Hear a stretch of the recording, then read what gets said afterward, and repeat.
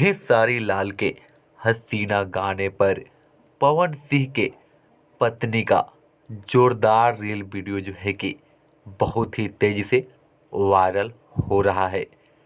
इससे पहले कि चैनल पर नए हैं तो चैनल को सब्सक्राइब करके बेल आइकन को प्रेस कर दीजिए और कमेंट करके बताइए पवन सिंह के पत्नी के खेसारी जी के गाने पर आपको कैसा लगा। अगर आप इस वीडियो को जो है कि कितना बार सुने हैं तो कमेंट बॉक्स में ज़रूर लिखिएगा।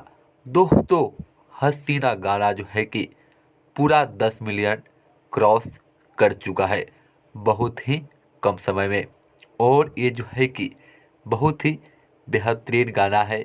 अभी तक आप नहीं सुने हैं तो सारेगामा हम भोजपुरी के यूट्यूब चैनल पर आप जाकर सुन सकते हैं।